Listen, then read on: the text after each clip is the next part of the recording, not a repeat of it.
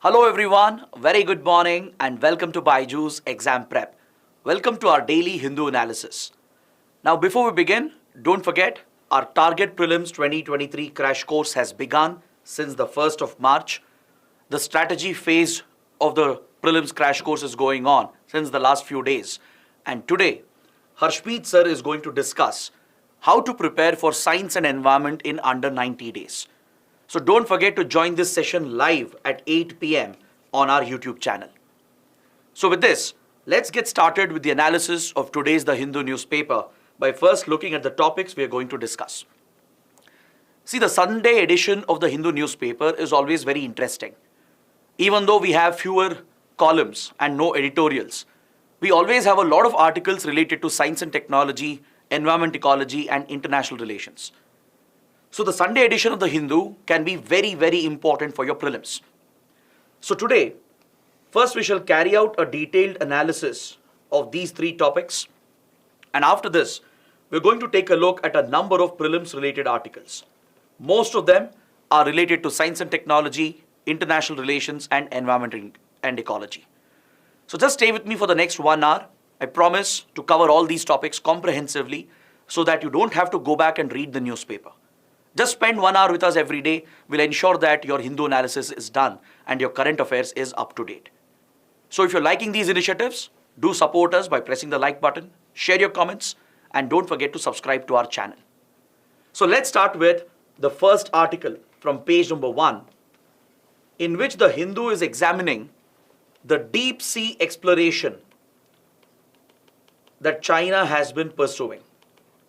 This article examines in detail the deep sea exploration activities of China. So this topic holds a lot of importance as far as international relations is concerned, and it's also relevant for few other subjects. So let's understand what is the context here. Why is China pursuing deep sea exploration? What is deep sea exploration in the first place? Why is it needed? And how does India compete with China in this regard? So let's carry out a thorough analysis both from a prelims and mains point of view. See, China's Institute of Deep Sea Science and Engineering has made a lot of progress in the last few years in exploring the deep parts of the oceans.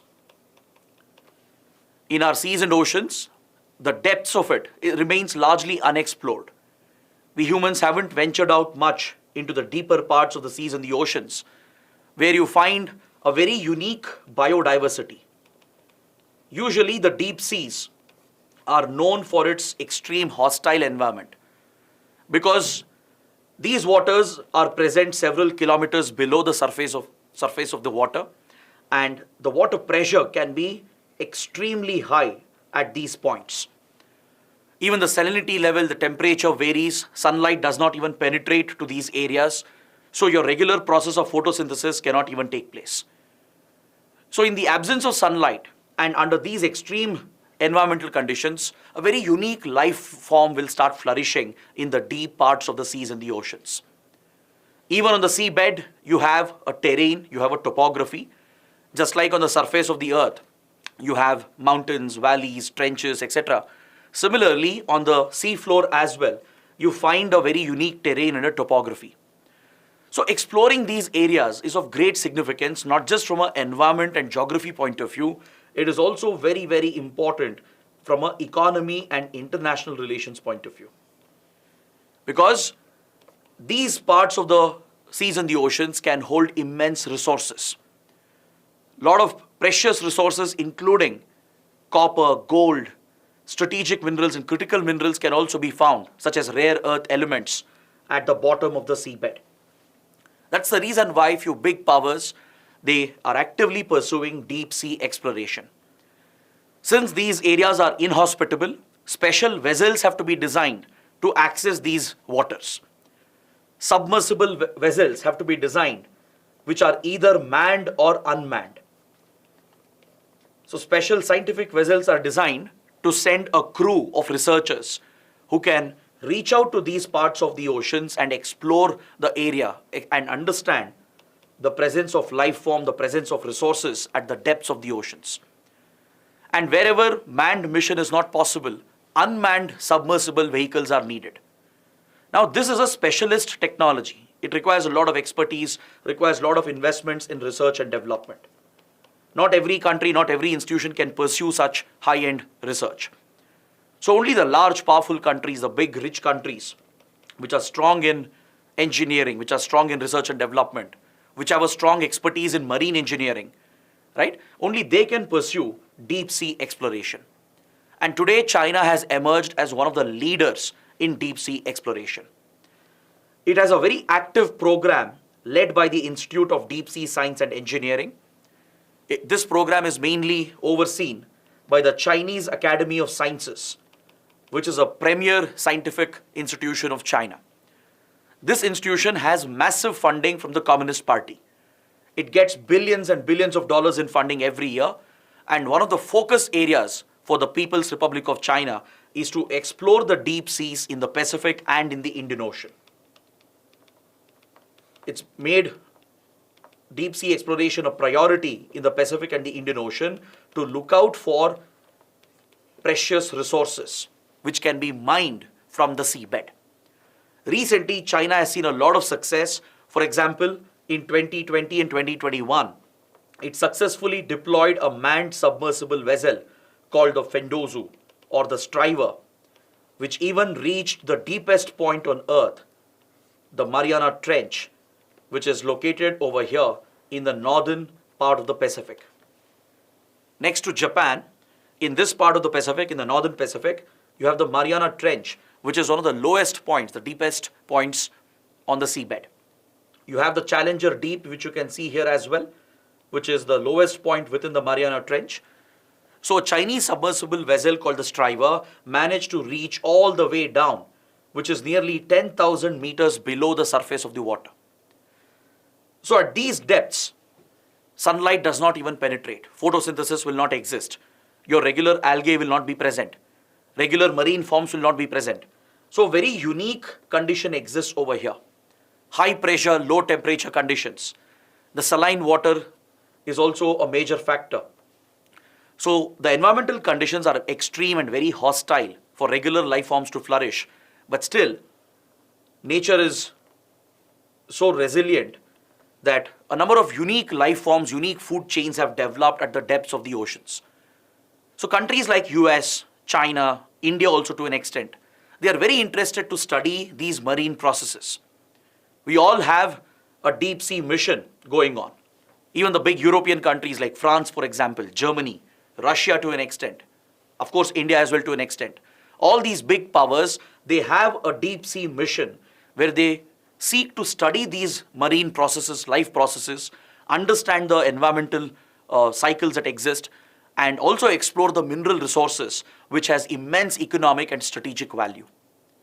So in this special domain of deep sea exploration, China has already made a lot of progress. This is a very competitive field. It's an evolving domain, but China has made rapid advances in the last few years because of the development of advanced submersible vessels, such as the Striver, the Jianglong. All these are recent exploration missions of China, which have managed to explore the depths of the Pacific and the Indian Ocean. Now, what is China seeking through these missions? What is China's primary purpose? Of course, China is looking for enhancing its global image. It wants to establish itself as a leading scientific nation, which is involved in the cutting edge of science and research and development, because usually these capabilities are possessed only by the big powers such as US, France, Russia, Germany and India to an extent. So China wants to establish itself in this domain. It wants to take the leadership role to build its global scientific image. It wants to study the extreme environment present over here to understand the marine processes. In the recent mission, when the Striver was plunged into the Mariana Trench, which was a manned mission, researchers came across evidence of unique life forms present at these depths.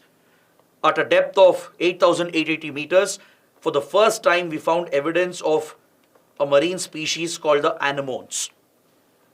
Then a unique fish which feeds on the remains, the carcass of the shark at almost 10,000 meters was also found. See, this basically these depths are almost 10 kilometers below the surface of the water. Essentially, if you were to immerse the Mount Everest, hypothetically, right, at the Mariana Trench, you would still have, even if the Mount Everest touches the bed over here, the seabed, you would still have another 2 kilometers of water above it. That is the depth we are talking about. So you can imagine the kind of pressure, the kind of temperature, light conditions that exist over here. In such a harsh, extreme environment, unique life forms have thrived. There is a very unique food cycle and a food chain that exists over here. These countries are conducting further research, and China is leading this research. So along with understanding these environmental processes, China is very interested in exploring the mineral wealth that is found on the seabed. As I told you, there are a lot of commercial minerals and rare earth elements that are found on the seabed. Copper, gold, you have polymetallic nodules found on the seabed, which will have many precious minerals. Even rare earth elements will be found on the seabed. So this is what China is really interested in. This has tremendous economic significance and as well as strategic significance. Because in the coming years, rare earth elements will be acquiring a lot of strategic value. They find application in many crucial industries, including defense, space, healthcare, etc. These supply chains and who controls these supply chains, they will determine the future of geopolitics and geoeconomics. So China wants to take an edge, take a lead over US and other big powers and European countries, and it wants to establish its dominance in the supply chains of these critical strategic minerals. So tapping these oceanic resources from the depths of the seabed is a priority research for China as of now. The Chinese Academy of Sciences has made this exploration a priority project, and billions of dollars are being invested in this high-end research. So China is also trying to develop technologies and processes to carry out deep sea mining. This research will help in establishing the process that is needed to be followed for deep sea mining, to understand the environmental impact of deep sea mining and how you can explore these resources, exploit them with minimal damage to the marine and coastal environment. So that is why these studies are essential, and China is taking a leap ahead of other countries. So in the recent missions that China has carried out in the last 6 years, China has found evidence of unique biodiversity and life forms present at the depths of the ocean. It has managed to dive to a record depth of 10,000 meters at the Mariana Trench. And through this, China is already leading in the field of marine sciences and even biotechnology. Because this research can bring up a lot of vital information. For example, it can help in synthesizing new enzymes, which can even treat antimicrobial resistance. So, with regard to biotechnology as well, this research has tremendous potential. You might come across new life forms, marine life forms, new processes, new enzymes, which could be synthesized and used in various drugs and therapeutics, which has tremendous economic significance as well. Right? So that is the reason why this topic is very, very important. It's not just important from an environment ecology point of view, it's also important from an economy and international relations point of view. Now, if you look at China's deep sea exploration, the Chinese Academy of Sciences has invested around $4.3 billion in more than 400 projects which are running around the world. Is that clear? This institute, which is leading the exploration, is also a designated member of the BRICS Marine and Polar Science Working Group. So Indian institutions, they do get to work with the IDSSE, which is leading this research, because it is one of the member of the BRICS Marine and Polar Science Working Group. From India, the similar tasks are carried out by the National Institute of Ocean Technology, along with ISRO. Under the Ministry of Earth Sciences, in India, we have the National Institute of Ocean Technology, which leads all oceanic, marine and polar research. Be it our research activities in the Arctic and the Antarctic, the polar research projects of India, all the marine Research and Oceanic Research Projects of India. They are led by the NIOT, the National Institute of Oceanic Technology. So this institute under the Ministry of Earth Sciences does collaborate with these Chinese institutions as well as part of the BRICS arrangement. So this is possibly a platform where we could learn from each other, a possible area where we could cooperate with each other. But however, China's mission is to emerge as a global leader. It wants to overtake the other countries and establish its dominance in this critical domain. Now, based on this, let's understand what progress has China made with regard to exploitation of these resources. Where does China stand with regard to deep sea mining? Based on this, we'll compare this with India, the progress that India has made, and thus we'll thoroughly understand these developments. See, in China, there is one more institution called the China Ocean Mineral Resources R&D Association, or COMRA. This is a dedicated research institution set up by the Chinese government to specialize in deep sea mining. While Chinese Academy of Sciences is carrying out the research and the exploration, the deep sea mining would be implemented by COMRA. So this institution has already started developing deep sea mining capabilities for the PRC. It has made a lot of progress in this regard. How to exploit these resources? What could be the environmental impact? How to protect the coastal environment while sustainably exploiting these resources? So this could give China a leadership position in the supply chain of these critical and strategic minerals. In fact, China has already won licenses in the Pacific Ocean, and it has even explored the Indian Ocean as well by obtaining the licenses from the International Seabed Authority. To regulate deep seabed mining, there is an international organization called the International Seabed Authority. We are going to talk about this as well. So beyond your territorial waters, beyond 12 nautical miles from our coastline, right, this is where international waters begin. In territorial waters, we will have complete jurisdiction within our territorial waters. But once you cross the 12 nautical mile line from your coastline, you're entering international waters, and also beyond your EEZ, exclusive economic zone, you will not have any economic rights. So these waters are governed by International Seabed Authority, and the licenses for deep seabed mining in international waters and beyond EEZ is issued by the International Seabed Authority. So China is many steps ahead of other countries. Even the other powers like US, Russia, Germany, France and India are competitors in this domain. Even they are looking at deep sea exploration and deep sea mining, but China has taken a leap over all these countries.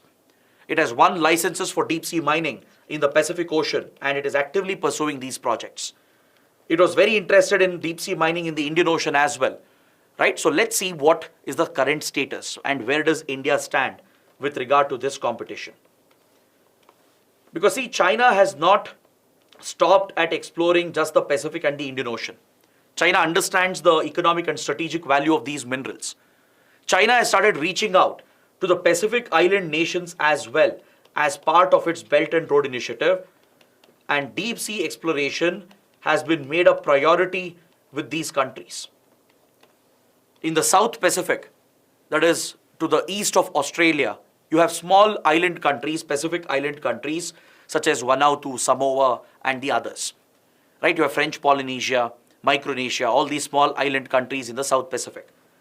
China has reached out to these countries. It has started signing economic and strategic agreements with them as part of its Belt and Road Initiative. Under the Belt and Road Initiative, China is expanding its maritime and land connectivity across Asia, Africa and Europe. Right? This is one of China's most ambitious projects, also called One Belt, One Road Initiative. So along with improving connectivity all across the Indo-Pacific and even towards Africa and Europe, through Belt and Road Initiative, China is stepping up its economic and strategic influence all around the world, especially in the Pacific. So this clearly highlights the proactive interest that China has shown in this strategic domain. The COMRA has won the license from International Seabed Authority to explore and mine the minerals in the Northeast Pacific, which is to the northeast of Japan, in the Clarion-Clipperton Fracture Zone. This zone is known to have a lot of deposits of polymetallic nodules and as well as rare earth elements. China has won licenses here in the Northeast Pacific at the Clarion-Clipperton Fracture Zone to mine these minerals in the future. It has even signed contracts with the International Seabed Authority to explore polymetallic sulfides, cobalt-rich ferromanganese crusts in the Pacific. So these are the licenses China has already won. That is why it is stepping up the exploration activities once the scientific research is concretely available. Once the mining process is established, maybe in the coming decades, China will aggressively step up its deep sea mining efforts. So that is the reason why India seeks to compete with China. India wants to develop its own specialization in this strategic domain. Now, China's deep sea ambitions is not just limited to the Pacific. As I told you earlier, China has tried reaching out to the Indian Ocean as well. It has extended such exploration missions to the Indian Ocean. For example, in 2015, when India-China had friendly relations before the border disputes broke out, China had reached out to India to jointly explore the seabed deposits in the Indian Ocean. Because even India has won an important license to explore the seabed minerals from the International Seabed Authority. So China was showing interest to collaborate with India. However, this project did not take off. It did not go ahead because of the disputes that developed between India and China. The border clashes at Doklam, later at Ladakh, and the bilateral tensions has derailed the relationship today. But before, under the Belt and Road Initiative, China had proposed India's involvement as well to jointly explore the Indian Ocean. Also, India has opposed the Belt and Road Initiative project because one of its components, the China-Pakistan Economic Corridor, violates India's sovereignty with regard to Jammu and Kashmir. The CPEC corridor passes through Shaksgam Valley, which is Indian territory that Pakistan has illegally occupied, and Pakistan has leased this territory to China. So part of CPEC corridor passes through POK, Pakistan occupied Kashmir and Gilgit-Baltistan, which are Indian territories claimed by India, occupied illegally by Pakistan. So India cannot accept such a project which is directly challenging its sovereignty. So we have quit the Belt and Road Initiative. So because of all these reasons, India did not collaborate with China. But however, China has carried out its manned submersible missions in the northwestern part of the Indian Ocean. By working with the small Indian Ocean countries like Maldives, Mauritius and the others, China has brought its research vessels here as well. Submersible vessels such as the Jianglong have carried out exploratory missions, but however, China did not make much progress in the Indian Ocean. China found it to be more challenging. So right now it is focusing more on the Pacific Ocean and it is accelerating its deep sea exploration in the Pacific. So now this is the right time, the window that India has to step up its exploration and mining in the Indian Ocean. India has launched its own deep ocean mission in 2018. It was conceptualized in 2018 and this mission, the Deep Ocean Mission, has been launched already in 2019. It is led by NIOT and ISRO. It is led by the Ministry of Earth Sciences, the National Institute of Ocean Technology, along with ISRO. They are jointly developing India's first manned submersible vehicle. We are also developing manned submersible vehicles along with robotic unmanned vehicles as well. The program envisions crewed and uncrewed missions to the bottom of the seabed in the Indian Ocean region, stretching all the way from India's coastline, going all the way till Mauritius and Africa. Right? Across these waters in the Indian Ocean, India wants to expand its deep sea exploration activities beyond our territorial waters and focus on the exclusive economic zone and the continental shelf of India. So this is a priority mission that India is also executing, but we are still many steps behind China, US and other countries. So it's important to note that India has won a license to explore polymetallic nodules in the central Indian Ocean basin. We won a license from International Seabed Authority. India has been given exclusive license for extracting polymetallic nodules from the central Indian Ocean basin. Around 75,000 square kilometers of area has been allocated to India. Now, in this region, polymetallic nodules will consist of strategic minerals such as manganese, nickel, cobalt, copper, iron hydroxide, etc. So that is why we are also accelerating this program to conduct further studies and establish the process for deep sea mining. So this is where we get into a direct competition with China. It's an economic and strategic competition. Now, from a prelims point of view, you should know about the International Seabed Authority as well. You should know the basic points. The International Seabed Authority, it is backed by the United Nations. It's a UN-backed intergovernmental body. All right? And also please note, it is an independent autonomous organization. It's not a part of the UN. It's not a UN body as such. It is backed by the UN. It is backed by the United Nations, but it's an independent autonomous institution. It has its own assembly, council, and secretariat. However, this body has gained the observer status to the UN. It's one of the observers to the United Nations, and it has been established under the provisions of the UN Convention on the Law of the Sea. The UN clause defines maritime boundaries, maritime resource exploration. It also defines how maritime disputes will be settled. So under this convention on the law of the sea, the International Seabed Authority was set up in the year 1994, and it is headquartered in Jamaica, which is a Caribbean nation. This body has the powers to issue licenses for mining operations on the seabed. It basically authorizes and controls the development of mineral-related operations in the international seabed. That is, in the waters beyond territorial waters of a country, in waters beyond exclusive economic zone of a country. In these international waters, the International Seabed Authority is responsible for protecting the marine environment and also to regulate the mining activities and exploration. It is responsible for safeguarding the international deep seas. These are seen as part of the global commons. The deep seas, they start below 200 meters, below 656 feet. This is where sunlight does not penetrate and photosynthesis does not exist. These waters are largely seen as part of the global commons. Now, once you go out of your territorial waters and exclusive economic zone, right, when you're in international waters, below a depth of 200 meters is what belongs to the global commons. This is regulated by the International Seabed Authority. It looks after the safeguarding of this marine environment, and it also issues the licenses to regulate deep sea mining. So just like China, India also has won a license in the Central Indian Ocean Basin to explore polymetallic nodules. China has not made much progress in the Indian Ocean, so China is focusing more on the Pacific. But China is many steps ahead in terms of technology and exploration activities.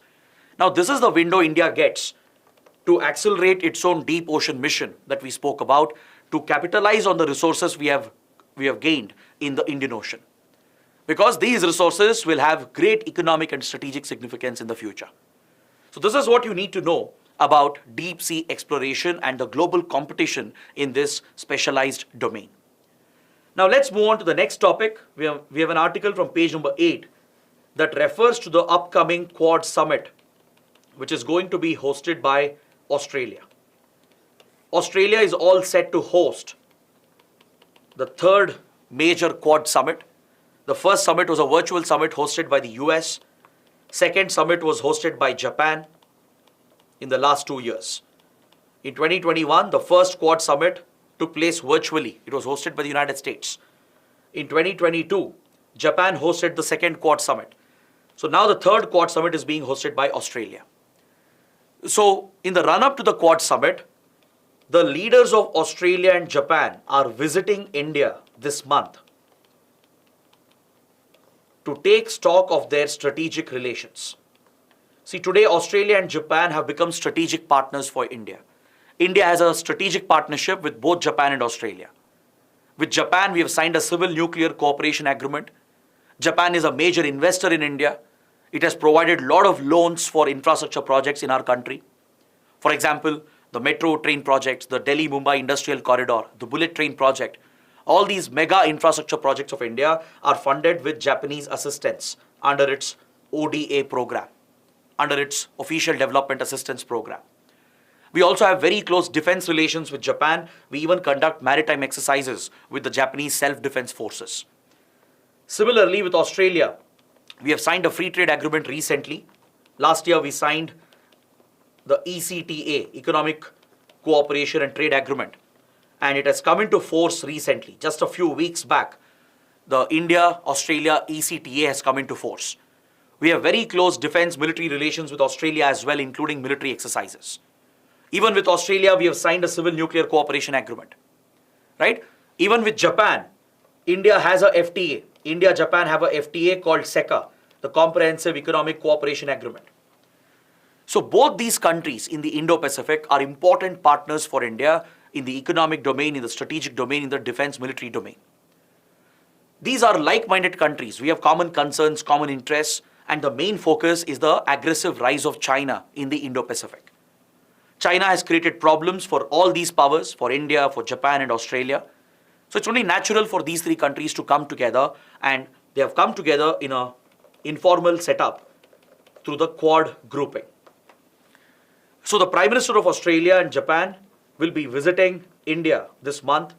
The Australian Prime Minister will even witness the India-Australia test match which is going on as part of the Border Gavaskar Trophy. This is an extension of cricket diplomacy. Prime Minister Modi will also be a part of the match. The Indian and Australian Prime Ministers will together watch the cricket match while conducting diplomacy between India and Australia. This is another example of cricket diplomacy. This strategy has been used many times before as well, especially with Pakistan. I'm sure many of you would remember the 2011 World Cup, which India won. So in that World Cup, the semi-final at Mohali was between India and Pakistan. So the then Manmohan Singh government utilized the opportunity to invite the Pakistani Prime Minister to witness the match, and by using cricket as a basis, we conducted diplomatic negotiations that were at a difficult point where India-Pakistan relations had broken because of the 26/11 Mumbai attacks. So India has a rich history of using cricket as a soft power to conduct its diplomacy with countries like Pakistan. There have been many other instances. Even Prime Minister Vajpayee and Pervez Musharraf had engaged in cricket diplomacy. So similarly, Australian Prime Minister is visiting India. They'll engage in cricket diplomacy, take forward India-Australia relations. They'll set the ground for the upcoming Quad Summit, and a lot of important developments are expected at the upcoming Quad Summit. So in this context, it becomes important to know what is the Quad. You should know the basic background. The Quad basically stands for the quadrilateral. The quadrilateral, it's an informal grouping. It's an informal diplomatic grouping of 4 major countries in the Indo-Pacific.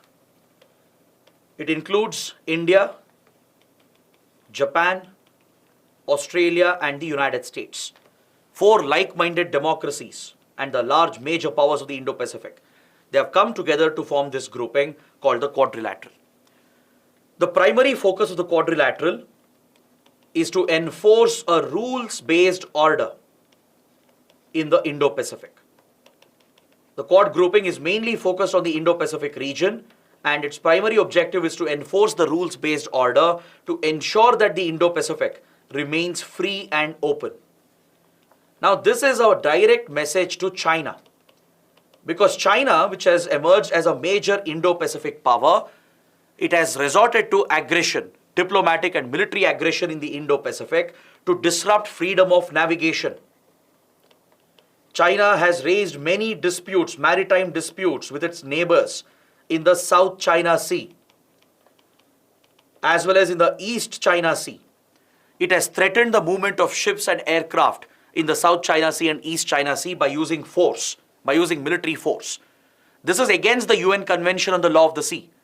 According to UN clause, freedom of navigation and overflight is a basic fundamental right in international waters and in international airspace.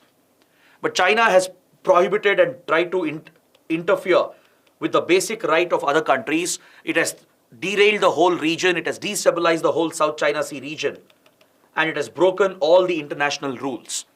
It has violated UN clause provisions, it has violated UN Charter provisions. This threatens the economic and strategic interests of India, US, Japan and Australia. That is why these 4 countries have come together to form this grouping, and the primary objective is to ensure that Indo-Pacific remains free and open, to protect the freedom of navigation and overflight, and enforce rules, international rules, on countries such as China, which is seen to be breaking the international rules. So this is the primary purpose of the quadrilateral. If you look at the history of the Quad, It traces back to the year 2004 when a massive tsunami hit the Indian Ocean. In 2004, near the Sumatran island of Indonesia, there was a massive underwater earthquake which triggered a huge tsunami that brought a lot of devastation to India, Sri Lanka, Thailand, Indonesia, even Maldives, and even Africa. Right? The whole Indian Ocean was very badly affected by the 2004 tsunami. The coastline of Tamil Nadu especially was devastated by the tsunami. So even though India was hit, we reached out to the other affected countries and we started providing disaster management assistance during the tsunami. The Indian Navy was deployed to provide for HADR support or humanitarian assistance and disaster relief to Sri Lanka, Thailand, Indonesia, Maldives, and other countries. These efforts were supported by Japan, US, and Australia as well. All these major military powers of the Indo-Pacific, even they deployed their navies to assist these affected countries during the 2004 tsunami. This was the first time that the Indian Navy was collaborating with the navies of Japan, Australia, and US. There was a collaboration between these four countries and their navies in providing this disaster management assistance. So after this, after the success of this disaster management operation, then Japan's Prime Minister Shinzo Abe, who was recently assassinated, he came up with the idea of an Asian diamond. He said the four democracies of Indo-Pacific, they form the Asian diamond, the four corners of Indo-Pacific. He said they should come together to stabilize the region and to counter Chinese aggression. This is how the concept of Quad was laid down under the leadership of Japan. Is that clear? Shinzo Abe brought out the objective of maintaining free and open Indo-Pacific. This became a priority for Japan because Japan has a maritime dispute with China over the Senkaku-Diaoyu Islands in the East China Sea. So following the aggressive rise of China and its military aggression against Japan, Japan's Prime Minister suggested that these four countries should come together. With regard to maritime security, with regard to defense relations, they need to come together to stabilize the region. So that is where you trace the idea of Quad, the concept of the quadrilateral. But the quadrilateral was not formed immediately. The idea was initially referred to as the Asian diamond by the Japanese Prime Minister. In the next year, India worked upon this and India even organized a multilateral naval exercise called the Malabar exercise. Malabar exercise is a bilateral naval exercise actually, which was started in 1990s between India and US.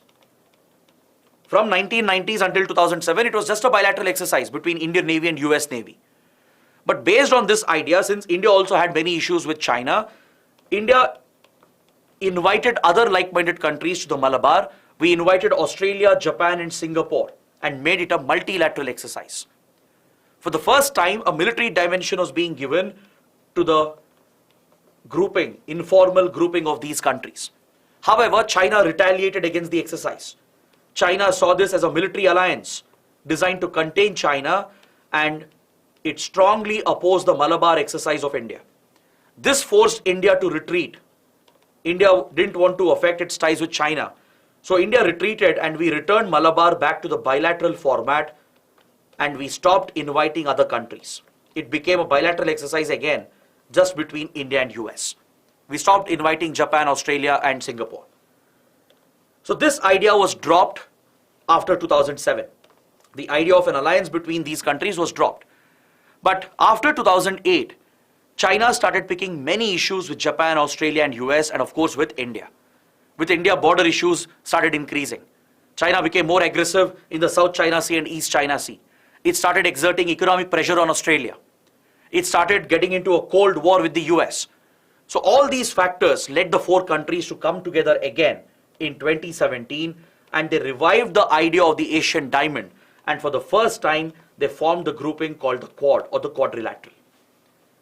The idea of a Quad grouping was proposed and based on this the quadrilateral was created and by this time India had invited all these countries back into the Malabar exercise. As China became more aggressive against India with regard to border disputes, India invited Japan back into Malabar exercise in 2015. Then after the Ladakh clashes, we invited Australia back to the Malabar exercise in 2020. So with this, Malabar again became a multilateral exercise involving the navies of these four countries. So now the ground was set to formally establish the quadrilateral, which was just an idea until then. And in 2021, the first Quad virtual summit took place between the four leaders. After this, the second Quad summit also has been held last year, and now Australia is all set to host the third Quad summit. Through this grouping, the Quad countries, they are not just focused on maritime security. They are not just focused on defense issues and strategic issues related to the Indo-Pacific region. But the group has been diversified, and it is focusing on many other related domains as well. Initially, Japan and US especially, and even Australia to an extent, they wanted Quad to acquire a military angle. Since these countries were already part of the Malabar exercise, they wanted Malabar exercise to become a part of the quadrilateral grouping. They wanted to add a military dimension to the Quad, but India was firmly against this because India has never joined a military alliance. We have an independent foreign policy. We are not allies of any country. Yes, we need the help of Japan, US and Australia to counter Chinese aggression, but doesn't mean we'll end up joining military alliances which could threaten our equation with China. Because no matter what, China is an immediate neighbor, and if China were to retaliate against these countries, it is likely to retaliate against India. Now that is the last thing India wants, a full-fledged conflict with China. Right? We have our own bilateral relations with China which we need to maintain despite all the tensions, all the conflict. So India made it clear that Quad should remain just a diplomatic grouping. Just a diplomatic grouping focused on Indo-Pacific, maintaining free and open nature of the Indo-Pacific, enforcing the rules, while diversifying into other areas of cooperation. India made it clear that this cannot become a military grouping, it cannot have a military angle. That's why the Malabar exercise is seen as a separate exercise which is not linked with the Quad grouping. Whereas US, Japan and Australia, they had an initial intention to add a military dimension to the quadrilateral. But keeping our sensitivities with China in mind, India ensured that Quad does not become a military group. So it is a diplomatic grouping as of today, and it has been diversified into other areas as well during the first Quad summit that was held in 2021. Today, the Quad is not just focused on maritime security and defense strategic issues, it is also focused on vaccine development to combat the COVID-19 pandemic. It is focusing on critical emerging technologies. It's focused on tackling climate change, the impact of climate change and global warming on the Indo-Pacific. It is also looking to strengthen the global supply chains, make it resilient, reduce the dependency on Chinese-dominated supply chains. There's also an initiative for space cooperation amongst the Quad countries. So today, Quad is truly a diversified group. It's not just focused on China and Indo-Pacific.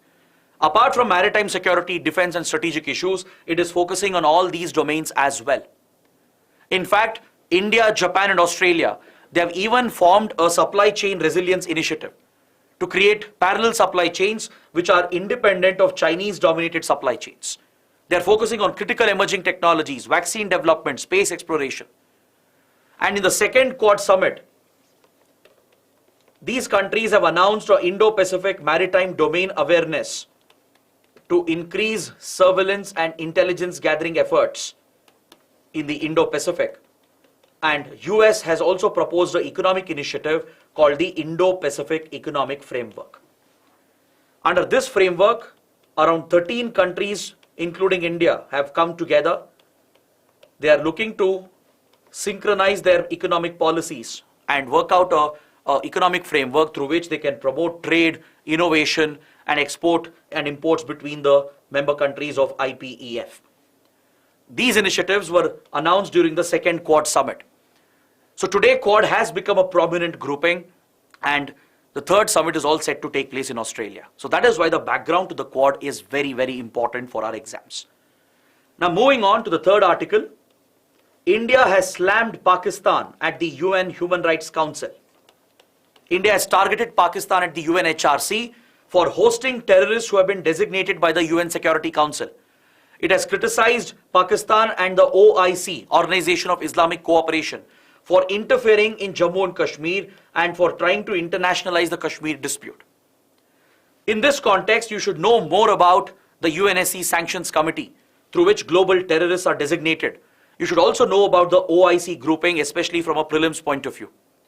So let's take a look at the 1267 Sanctions Committee of the UN Security Council. This Sanctions Committee is also called the Taliban Sanctions Committee or the Al-Qaeda Sanctions Committee, and recently it's been also referred to as the ISIL or Daesh or the Islamic State Sanctions Committee. This Sanctions Committee was established in the year 1999 following UNSC resolution number 1267. That's why it's called 1267 Sanctions Committee. It's named after the resolution number which was adopted by the UNSC in 1999. Through the 1267 resolution, Al-Qaeda and Taliban were declared as global terrorist organizations by the UN Security Council. Is that clear? Al-Qaeda and Taliban were designated as global terror outfits by the UNSC through this resolution. So under this, a committee was set up to impose sanctions on these terrorists and to designate them as global terrorists. So these decisions are made by all the 15 members of the UN Security Council, the 5 permanent members and the 10 non-permanent members, the P5 and the 10 non-permanent members. Together, they take a decision on designating individual terrorists as global terrorists. So the decision is made by consensus. All 15 countries have to agree to a proposal. The proposal can be brought up by any country which is dealing with terrorism, from Al-Qaeda, Taliban, Islamic State and other related groups like Lashkar-e-Toiba, Jaish-e-Mohammed. Any such country can bring up the proposal here, propose the name of a terrorist, provide the required evidence and get him designated as a global terrorist. Once an individual is designated as a global terrorist by the Sanctions Committee, 3 types of sanctions will apply. Every UN member will be obligated to freeze all financial assets and accounts of this terrorist. Basically, economic financial sanctions will apply. Every country is obligated to restrict the movement of this terrorist, even detain them if they find their presence, and deny them access to arms and weapons. These sanctions are designed basically to cripple the ability of the terrorist to organize and plan terror attacks. India has got many terrorists designated through this Sanctions Committee, including Hafiz Saeed, the leader of Jamaat-ud-Dawa and Lashkar-e-Toiba, the mastermind of 2611 attacks. We tried for many years to designate Masood Azhar, who's the founder of Jaish-e-Mohammed, as a global terrorist. But China kept blocking India's efforts because voting here is by consensus. China cited lack of evidence by India and kept blocking the designation of Masood Azhar until 2019. But after the Pulwama attacks, which was carried out by Jaish-e-Mohammed, there was global pressure on China to give up its block, and China finally conceded to list Masood Azhar as a global terrorist. Right now we are pursuing few more names. Few more Pakistan-based terrorists are being designated through the Sanctions Committee. Again, China has been blocking India's efforts. So India has criticized Pakistan for not imposing these sanctions against those terrorists who have been sanctioned by the UNSC as per resolution 1267. These UN sanctioned terrorists are roaming around in Pakistan freely. Pakistan does not act against them. So that is why India has used the UNHRC platform, accused Pakistan of sponsoring terrorism against India and for not acting against these globally designated terrorists. None of these sanctions have been imposed by Pakistan. It has not frozen their funds. It has not tackled terror financing. It has not restricted their movement. It has not denied them access to weapons. So that is the importance of this development. Now coming to OIC, Organization of Islamic Cooperation. It's a very important international organization founded in 1969 and it comprises of 57 member countries. Majority of them are Muslim majority nations, 48 countries are Muslim majority countries. And the objective of OIC is to act as the collective voice of the Muslim world. It seeks to represent the Muslim world at the global level. It seeks to safeguard and protect the interests of Muslims around the world and promote the spirit of international peace and harmony. This is the objective of OIC. So many Muslim majority nations and as well as other countries which have a significant Muslim population, they are all members of OIC. India, which is home to the second largest Muslim population in the world, has also applied to become a member of OIC. But we have been blocked, we have been denied entry because of Pakistan. Pakistan, which is very influential at this group, has blocked India's membership to OIC because Pakistan has been using this platform to target India over the Kashmir dispute. Whenever there are riots in Kashmir, whenever force is used by Indian security forces, Pakistan will internationalize the issue. It will highlight the injuries and the civilian deaths to accuse India of human rights violations. It will call for international intervention. It will bring up resolution at OIC and ask other countries to vote against India. So Pakistan has been influential at this group. It has been using the platform to target India at the global level. Even on other internal issues of India. For example, when India revoked the special status of J&K under Article 370, and when India reorganized Jammu and Kashmir into union territories, and when India brought out the controversial Citizenship Amendment Act, which led to massive protests, all these internal matters of India are highlighted by Pakistan at the OIC to target India, to accuse India of human rights violations, to accuse India of targeting the minority community. So India strongly objects to this. That is why whenever OIC interferes on these issues, India rejects these arguments. Pakistan has got the support of countries like Turkey, Iran, Malaysia and others who are supporting Pakistan's position repeatedly. Previously, even Saudi Arabia, UAE, the top leaders of the Muslim world, they would all back Pakistan as they had very close relations with Pakistan. But from 2010, these West Asian powers have aligned with India. As India, US have become closer, and since US and Saudi Arabia and UAE are close allies, these countries have become closer to India. They also see India as a huge investment destination. They have become strategic partners today, and Saudi Arabia, UAE are more inclined towards India of late. Instead of directly supporting Pakistan and voting against India, they are abstaining from these votes in order to take a neutral stand, in order to favor India as well. But the problem is with countries like Turkey, Malaysia and Iran, which continue to back Pakistan. Iran has been a close friend of India, but after India fell under American pressure and followed the American sanctions against Iran, Iran has retaliated against India by backing Pakistan at the OIC. Otherwise, Iran has been a good friend. Usually, Iran would also abstain from these votes.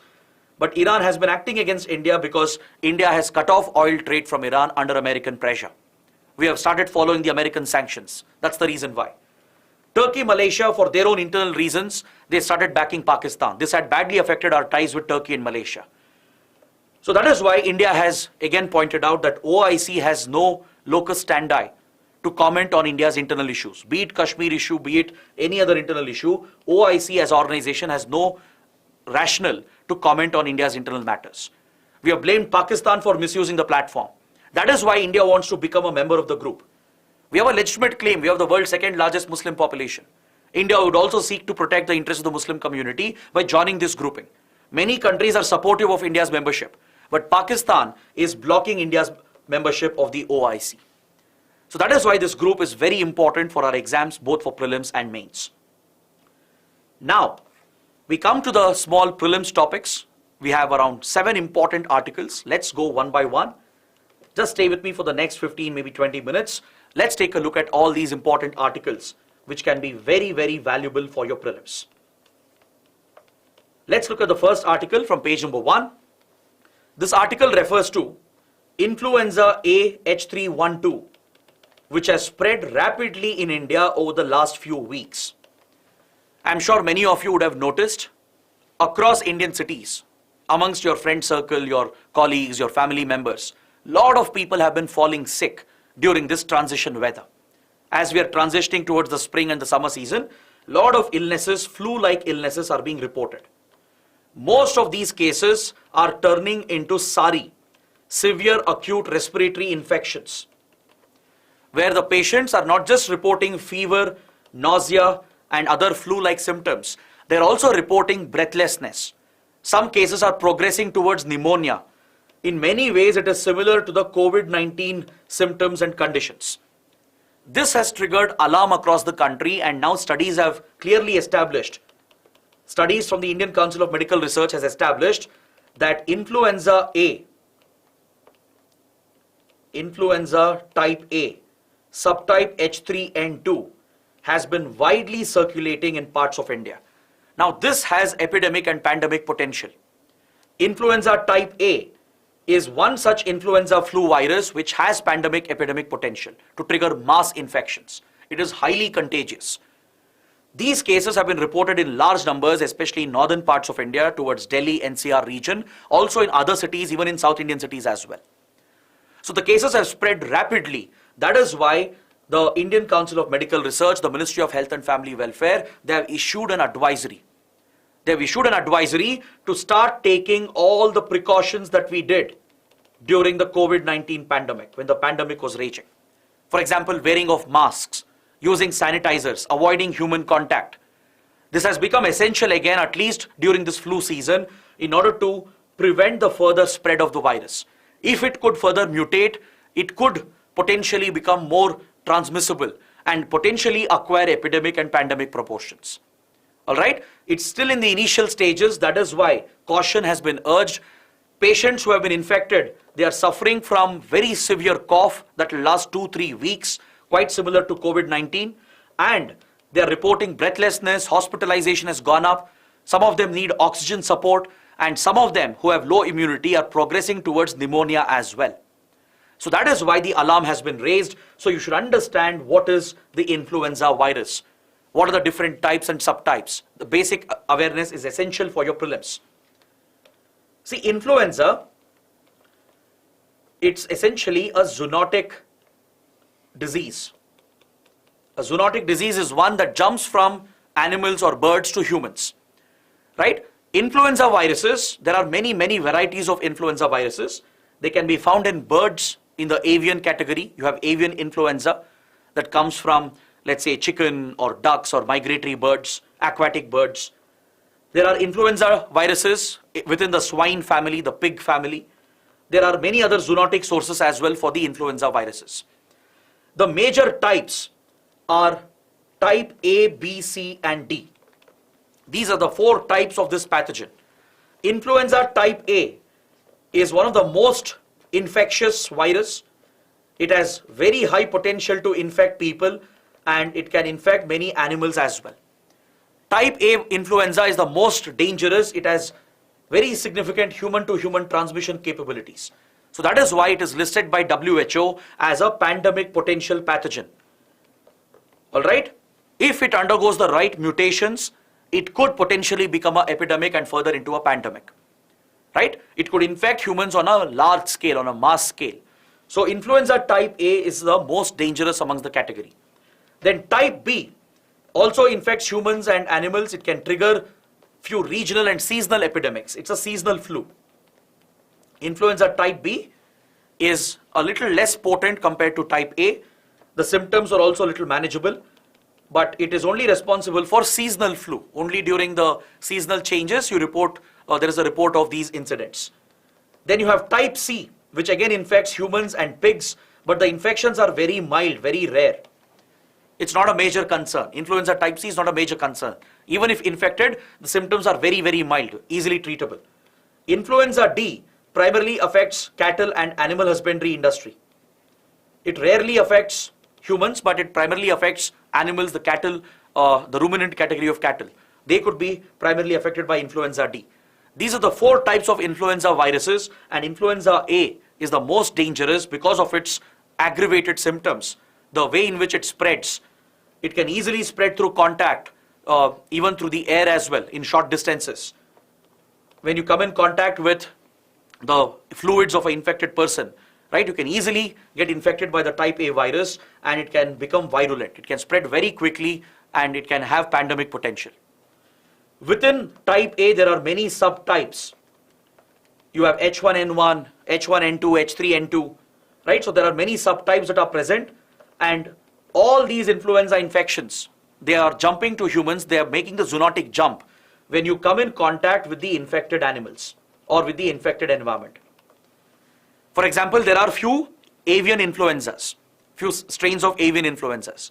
If humans come in contact with the infected birds, with their bird droppings, with the fluids, bodily fluids, that is when we get infected. The virus makes a zoonotic jump. Same with the swine or the pig-related influenza viruses.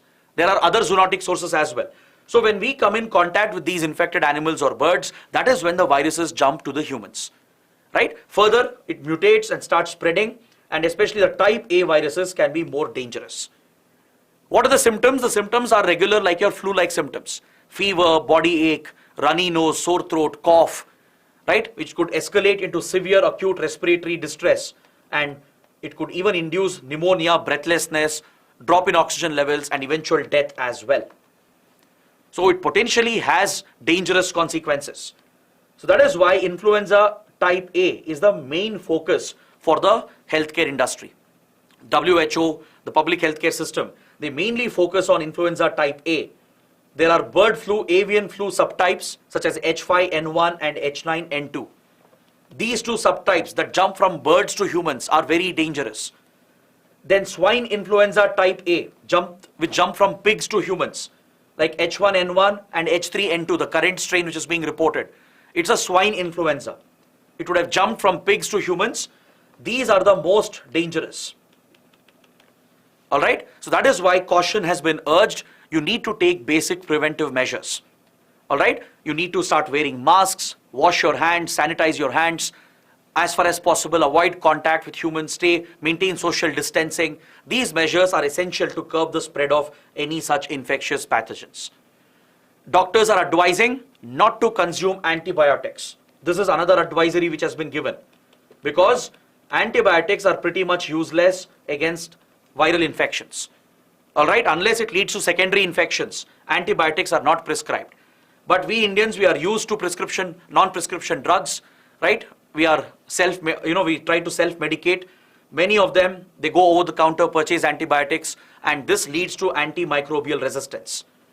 This will not only lower your immunity, but it will also enable the further mutation of the virus, which allows it to become resilient against the antibiotics, the first line of defense that we have, right? So it leads to the rise of superbugs, super pathogens, bacteria which are impossible to be eliminated by the current line of antibiotics. That is why doctors and the authorities are urging not to consume antibiotics, to get treated by professionals, because this is a viral infection. It has nothing to do with a bacterial infection, so antibiotics will be more or less useless. So this is what you need to know from this article. Next, another important article from page number 5 related to environment ecology. It refers to the great seahorse and the threat it is facing. According to the article, the great seahorse, which is an important marine species, they have been undergoing a migration from the Coromandel coast of India towards the Odisha coastline. See, if you look at the coastal plains of India, you have the Kutch, Kathiawar, Konkan coast, Malabar coast towards the west coast of India. This is Cape Comorin here at the southern tip of India. Here we have Park Bay and Gulf of Mannar between Tamil Nadu and Sri Lanka. So this whole coastline from Andhra Pradesh to Tamil Nadu is the Coromandel coast. Then you have the Utkal coast towards Odisha, right? This is the coastal plains of India. Now, there are many marine species present in our seas and oceans, and specifically the seahorses, right? They are crucial to the marine ecosystem, and they are being threatened along the Coromandel coast due to extensive fishing. Due to exploitative fishing along the Tamil Nadu coastline, right, along the Coromandel coast, seahorses are facing a significant threat, forcing them to migrate more than 1,300 kilometers to the north towards the Odisha coastline, towards the Utkal plain. A recent study has established this migration. See, around the world, we have around 46 species of seahorses. Out of them, 12 are found in the Indo-Pacific. 12 species of seahorses are found in the Indo-Pacific, in the tropical waters especially. And 9 out of these 12 are found in India's coastline. All right? Seahorses, they form a key component of the marine ecosystem. They are well distributed all across India's coastal states and union territories. They mainly inhabit unique ecosystems such as seagrass, mangroves, the macroalgal beds, coral reefs. This is where seahorses prefer to inhabit.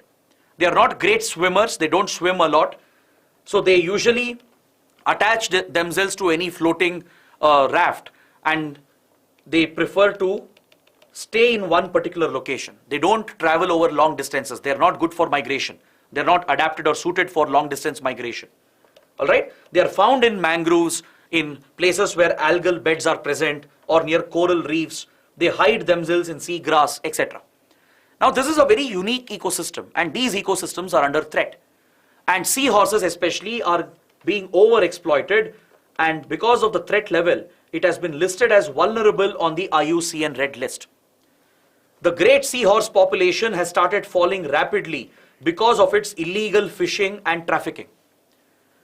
This seahorse, the great seahorse, it finds usage in traditional Chinese medicine, which is based on superstition.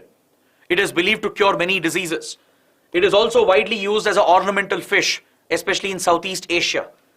And it is often caught as a bycatch due to destructive fishing practices such as bottom trawling and purseine fishing. Bottom trawling and purseine fishing are exploitative fishing methods where a very large fish catch is taken by mechanized boats. In bottom trawling, trawlers, they drag the net on the seabed, catching a huge quantity of fish. A lot of non-edible fishes are also caught, including seahorses. Purseine fishing happens in the mid-waters. Even this catches a lot of bycatch, and many seahorses, turtles get caught in it, which are not even consumed. So such exploitative mass fishing methods are responsible for the depletion of their population. It destroys their habitat as well. So in India, the great seahorse, which is one species of seahorse, it is a protected species under the Wildlife Protection Act. Since it is listed as vulnerable by IUCN, its fishing and trading has been banned in India since 2001. But still, its illegal fishing and trafficking keeps taking place, and the exploitative fishing along the Tamil Nadu coast, along the Coromandel coast, has depleted the great seahorse population. Its habitat has been destroyed around Park Bay, Gulf of Mannar due to exploitative fishing.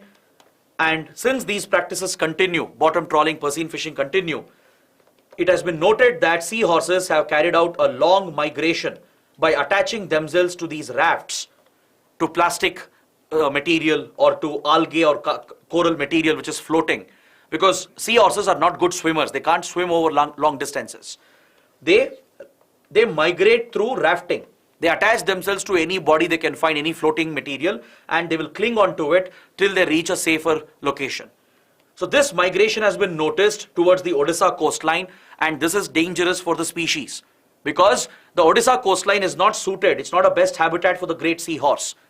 It does not have enough coral reefs or mangroves, right? It does not have the unique ecosystems that you find near Park Bay and Gulf of Mannar, all right, except for the Chilka region.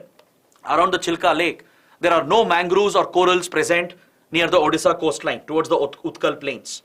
So that is why researchers have expressed concern about this migration which has been noticed. And if this becomes a large-scale, long-term migration, it threatens the very survival of the species.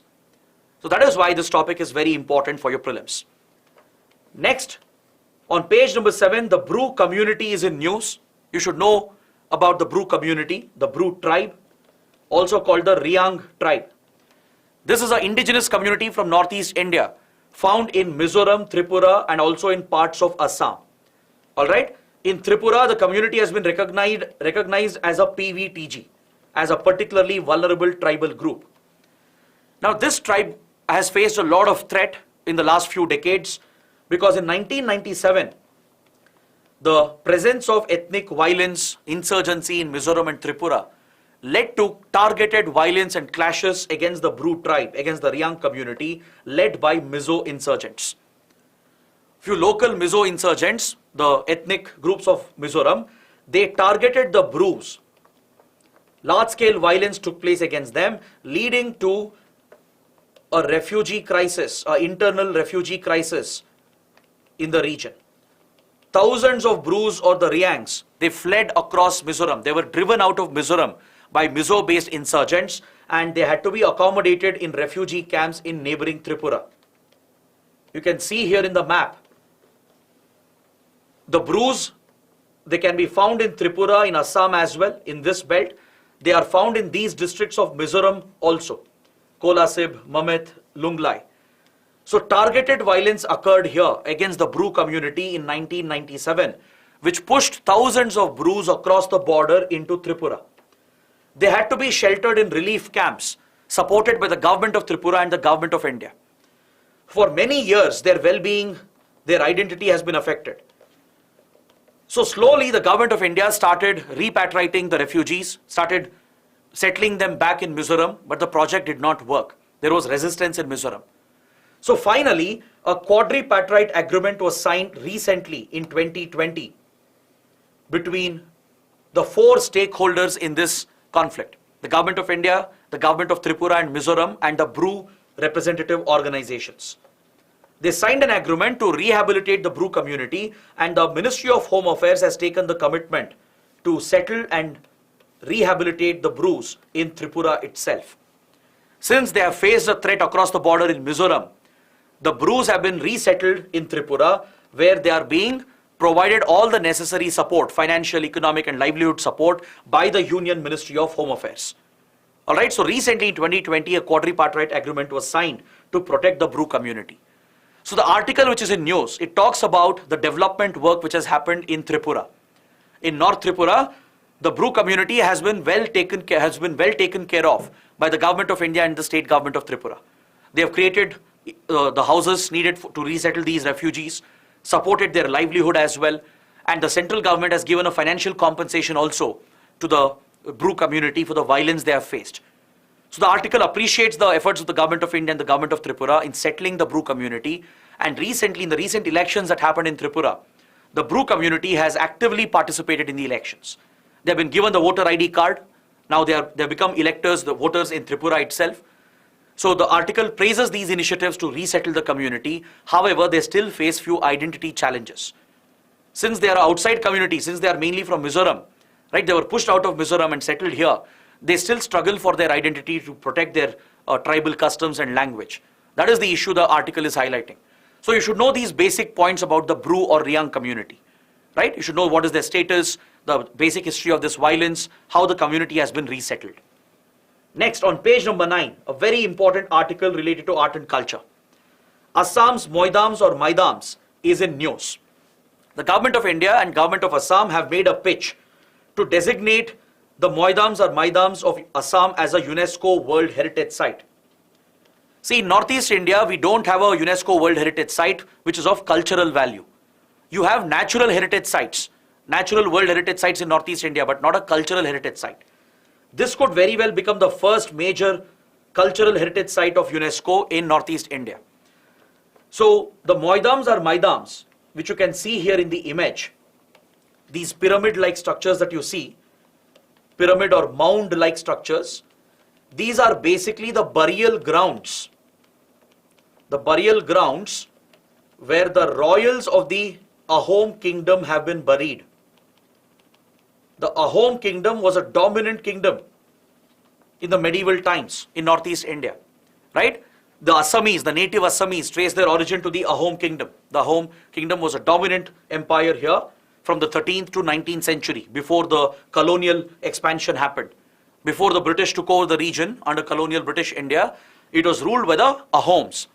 The royals, right after their death, they would be buried here in these mounds, in these pyramid-shaped mounds, which are called maidams or moidams, right? This is quite similar to the mound burials you see in Bahrain. You have the Dilmun civilization of Bahrain, where similar mound burials were carried out. This was almost 4,000 years ago in today's Bahrain, right? It was the home of the Dilmun civilization there. So many burial mounds are found in Bahrain even today that date back to 4,000 years. So along with the dead bodies of the royals, they will bury the artifacts as well. So it's a vital piece of history. So in Bahrain, these Dilmun mounds, they are already designated as a UNESCO World Heritage Site. On similar lines, India is also making an attempt to designate the Assam maidams or moidams as a UNESCO World Heritage Site. Because the government of India is marking the 400th birth anniversary of the Ahom leader, Lachit Borphukan. The government of India has paid a lot of attention to highlight the achievements of the Ahom kingdom and Lachit Borphukan, the leader of the Ahom kingdom. To mark his 400th birth anniversary, a lot of initiatives have been taken by the state government of Assam as well. So in this context, the Charai Dio Maidams of Assam, they have been nominated to the UNESCO World Heritage List, and recently it has met the technical requirements. UNESCO has said the technical requirements needed have been satisfied. So this takes us one step forward to designate the Chardio Moidams as a UNESCO World Heritage Site. Alright, so that is why this topic is important. Next, on page number 10, we have an article related to the International Atomic Energy Agency, the IAEA. The chief of IAEA has visited Iran following a report from IAEA that Iran has again started nuclear enrichment. Reportedly, it has enriched uranium to 83.7%, which is one step away from weapons-grade uranium. Ever since US broke the Iran nuclear deal, as US quit the Iran nuclear deal, Iran-US tensions have increased and Iran has resumed its nuclear enrichment program. It has enriched uranium to 83.7%, which is just one step away from weapons-grade uranium. Anything above 85 to 90% uranium, which is enriched to 85 to 90%, is weapons-grade uranium, through which you can build nuclear weapons. So Iran's nuclear enrichment program has gained a lot of news. IAEA has conducted a recent inspection of Iran's nuclear facilities as per the Joint Comprehensive Plan of Action. And it has reported that Iran has started the enrichment. It has reached 83.7%, just one step away from weapons-grade uranium. This has raised a lot of concerns, and IAEA chief has visited Iran to meet with Iranian leaders. That is why this institution is in news. So you should know what is IAEA, what is the International Atomic Energy Agency. It was set up in 1957. It's an autonomous international body, it's an intergovernmental body. It reports to UNSC and UN General Assembly after conducting inspections of nuclear sites around the world. It is mainly responsible for nuclear safety and nuclear security. It promotes the peaceful usage of nuclear technology for civilian purposes, that is to generate electricity for medical treatments, etc. It is against the usage of nuclear technology for weaponization. So it provides for nuclear safeguards, it establishes the safety standards and promotes nuclear safety and security around the world. If any country violates the non-proliferation treaty, right, if it is focusing on weapons-grade uranium and if it is trying to weaponize its nuclear program, or if a country is not following the strict safety and security standards, this is reported by IAEA to the UN Security Council and UN General Assembly. Alright, it is headquartered in Vienna, in Austria, and India is also a member of this body. It's an independent autonomous body, it's not a UN body, it only reports to the UNGA and UNSC. India has also signed the Safeguards Agreement and the additional protocol to it. As we opened up our nuclear program after the nuclear deal with US in 2005, India has signed the Safeguards Agreement and additional protocol, and we have separated our military and civilian nuclear facilities. So IAEA inspectors can visit our civilian nuclear facilities and inspect them and conduct a review as per international standards.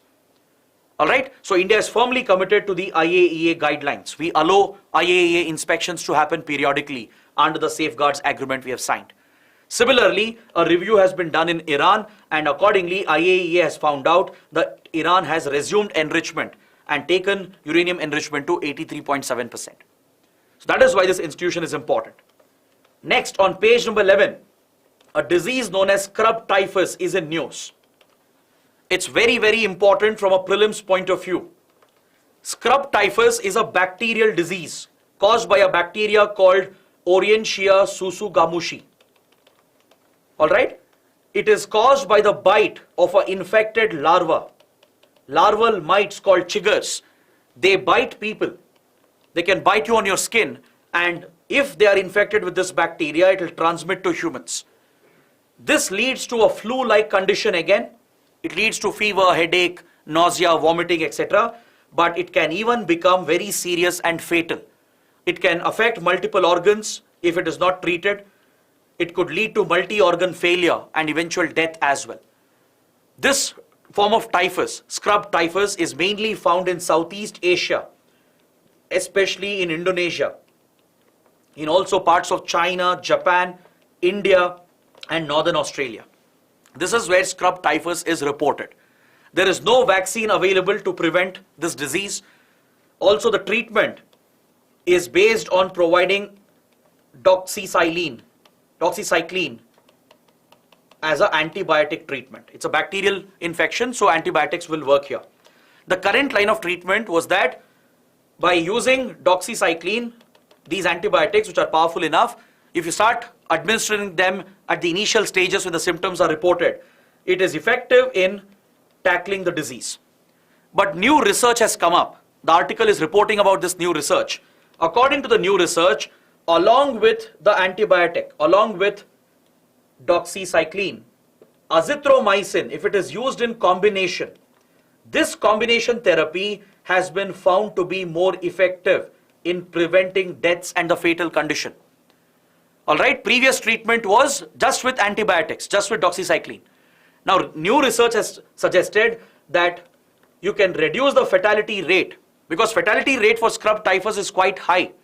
It's in the range of 24%. Multi-organ failure and death is in the range of 24% of the cases. So fatality rate is quite high.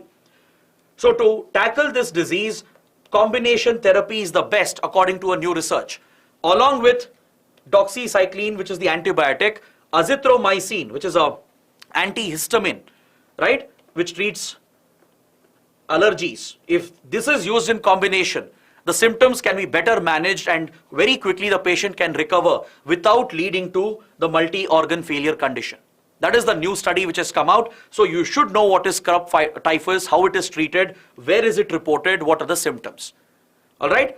Now coming to the last article, the last topic for today, Phytoplankton Blooms. This has been reported in page number 11 under the Science and Technology section.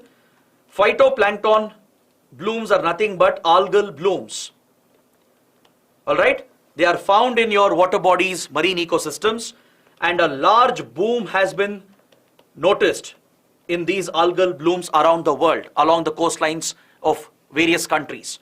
A new study has come out which has suggested that very large phytoplankton blooms have come up. The area of the coverage of these blooms has expanded in the last 2 decades. Between 2003 and 2020, the study has suggested, the study was published in the Nature journal, it has suggested that phytoplankton blooms have increased by 13% in area, adding another 4 million square kilometers of the global oceanic surface. These algal blooms can be both beneficial and equally dangerous to the environment. The algal blooms can help the marine life because fisheries, they can start consuming more algae. Right? These are photosynthetic algal blooms. They are driven by photosynthesis. That's why they are phytoplanktonic blooms. The problem is, even though they are good for the marine environment, it can increase the productivity of fishes. The fish population could go up because of more availability of food. At the same time, it can prove to be toxic. Because of the process of photosynthesis, all the oxygen can be consumed in that region. The dissolved oxygen could be eroded and it leads to dead zones in that water body. The depletion of oxygen levels is disastrous for the marine life, leading to the large-scale deaths of fishes. Alright? So algal blooms are triggered by various factors, especially in the Gulf of Mexico, in East and South China Sea. The study has shown that algal blooms have strengthened, whereas in the Californian current towards the Californian coast, the blooms have weakened, they have declined. These changes are happening according to researchers because of various factors. One is of course climate change. The warm sea surface temperatures is ideal for algal blooms to flourish. Along with that, the release of nutrients, especially from fertilizer runoff. The synthetic fertilizers which are used, right, the surface runoff which reaches the water bodies increases the nutrient level in the water bodies, plus the way in which oceanic circulation is being altered due to climate change creates a right condition for these phytoplanktonic blooms to flourish. Initially it is good for the fishes because they'll get a lot of food, nutrient rich food, their productivity will increase, the population will also increase. But this will directly lead to dead zones as the dissolved oxygen levels will go down drastically, leading to the destruction of the marine habitat. Alright, so researchers have focused on other factors as well, such as aquaculture, the farming which takes place by using water as a medium, as a base. Even this is releasing a lot of nutrients into the seas, And increasing nutrient supply is leading to these phytoplanktonic blooms. In Finland, China, Vietnam, right, in the South China Sea, a large bloom has been reported. And along with this, the untreated sewage, especially in the southern hemisphere. In southern hemisphere, you have many small developing countries, poor countries, which do not have efficient sewage treatment.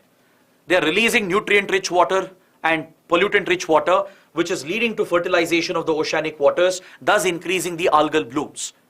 So specifically in the southern hemisphere, a large expansion of the phytoplanktonic blooms has been reported. Like I said, it is beneficial initially, but it can be very toxic. It can create dead zones because of depletion of dissolved oxygen in these waters. So it is a very serious environmental threat. That is the reason why countries have to collaborate to tackle the threat.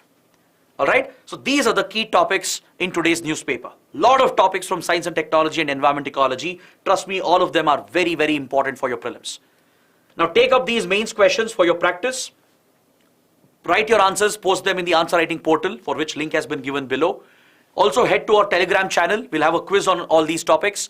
It'll help you revise and thoroughly prepare for the upcoming prelims.